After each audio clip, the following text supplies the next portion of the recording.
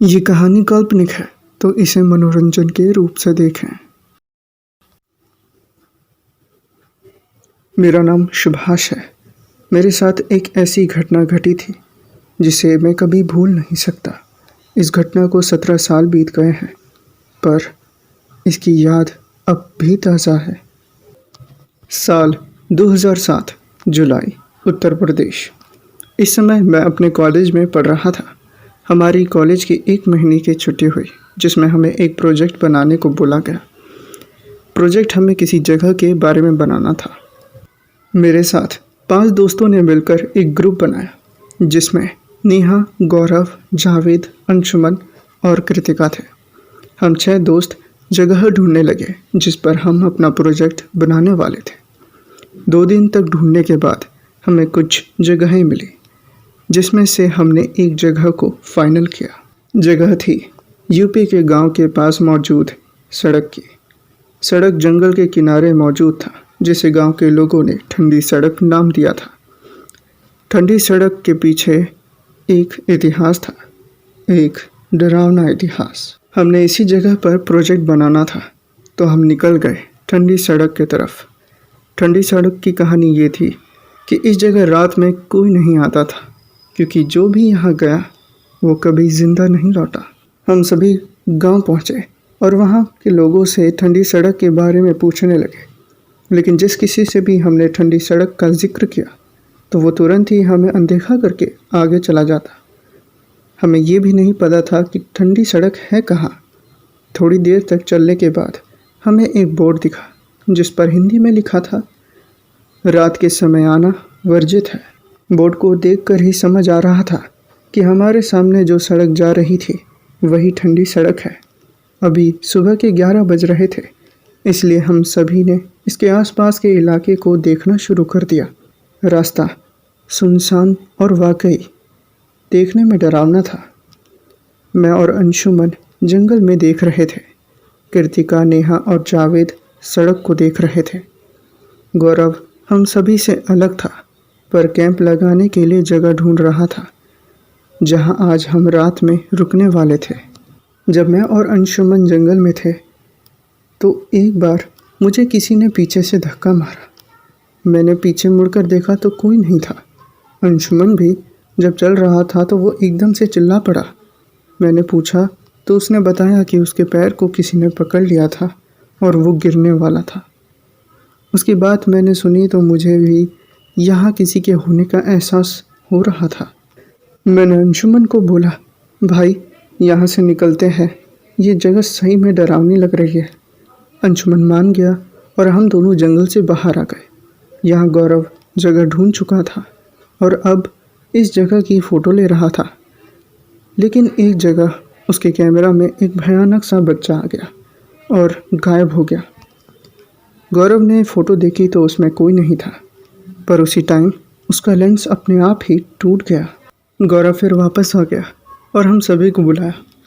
हम सभी फिर थोड़ी देर तक बैठकर ये तय कर रहे थे कि क्या हमें इस जगह रात में रुकना चाहिए या नहीं, और हमारा फैसला था कि हम रुकेंगे, जो कि एक बहुत गलत फैसला था। हम फिर इस जगह का इतिहास जानने के लिए गांव में वापस गए, तो हमें एक बुज़ुर्ग आदमी ने इस जगह का इतिहास बताना शुरू किया। कई साल पहले इस जंगल में एक चुड़ैल रहती थी, लेकिन उसके इलाके में कुछ लोगों ने अपनी झोपड़ी बना ली और वहीं रहने लगे। लेकिन उस चुड़ैल ने एक रात उस झोपड़ी में आग लगा दी। झोपड़ी में मौजूद सभी लोग जलकर मर गए, जिसमें एक 6 साल का बच्चा भी था। गांव वालों को जब यह बात पता चली तो उन्होंने उस चुड़ैल को पत्थर मार मार कर अधमरा कर दिया और एक पेड़ पर उसे फांसी दे दी। इसके बाद से जो भी उस सड़क से रात को गुजरा वो कभी जिंदा नहीं लौटा। ये सारी बात सुनकर हम सभी के रोंगटे खड़े हो गए। हमें अपने सवालों का और रहस्य का जवाब मिल चुका था। उन्होंने हमें यहाँ से जाने को कहा, पर हम कहाँ समझने वाले थे। हमने जंगल में अलग अलग जगह कैमरा लगा दिया, जिससे यहाँ कुछ भी हो तो हम उसे रिकॉर्ड कर पाएँ। हम आज की रात जागने वाले थे। जावेद हम सभी से ज़्यादा निडर था, इसलिए वो कहता है कि वो अकेले ही घूम कर आएगा। हमने उसे मना किया कि जंगल है, ऊपर से रात, तू मत जा, पर वो ज़िद करके चला गया। कुछ देर बाद हमें जावेद की चीख सुनाई दी। हम सभी उसकी आवाज़ की तरफ भागे। सभी डर चुके थे। हम सभी जब जावेद के पास पहुँचे तो वो बेहोश था। हम उसे उठाकर कैंप पर ले आए और उसके चेहरे पर पानी छिड़का, जिससे उसे होश आ गया। जावेद ने कहा, दोस्तों, मैंने एक छोटे बच्चे को देखा था। वो बहुत ही अजीब था। उसका चेहरा जला हुआ था और आंखें लाल थी। जब मैं घूम रहा था तब वो अचानक से मेरे सामने आ गया। उसे देखते ही मैं चिल्ला दिया और बेहोश हो गया।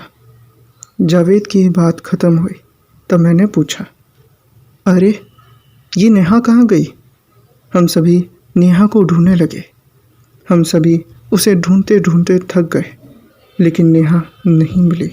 अंशुमन और मैं कैंप पर वापस आ गए और बैठ गए। थोड़ी देर बाद गौरव और कृतिका चिल्लाते हुए हमें बुलाने लगे। जब हम वहां पहुंचे तो देखा कि नेहा को किसी ने फांसी लगाकर मार दिया था। हम सभी अपनी एक दोस्त खो चुके थे और अब हम सभी का डर बहुत बढ़ गया था। इसलिए हमने वहां से निकलने का फैसला किया। हम सभी जल्दी से कैंप पर आए और जितना ज़रूरी सामान था लेकर गांव निकल गए और बाकी का सारा सामान वहीं छोड़ दिया। गांव पहुंचने पर गौरव ने पुलिस को कॉल किया और उसने हमारे साथ हुआ हादसा बताया। पुलिस ने कहा कि वो आधे घंटे में पहुंच रहे हैं और तब तक हम सभी को वहीं रहना है। करीब रात के 2 बज चुके थे तब हमने पुलिस की गाड़ी आती देखी। पुलिस आई और हम सबको पूछा कि कहाँ है तुम्हारी दोस्त। हमने बताया कि वो जंगल में है। पुलिस ने सर्च शुरू की और नेहा को पेड़ से उतार लिया। इसके बाद पुलिस ने हम सभी को घर भेज दिया और नेहा के फैमिली को इसकी जानकारी दी। इसके बाद जावेद की खबर आई कि वो मेंटली अनस्टेबल हो गया है और उसे मेंटल असाइलम भेजना पड़ गया। अब हमारे 2 दोस्त हमेशा हमेशा के लिए दूर हो गए हैं। इस घटना ने हम सभी को एक बड़ा सदमा दे दिया है, जिसे मैं कभी नहीं भूल सकता।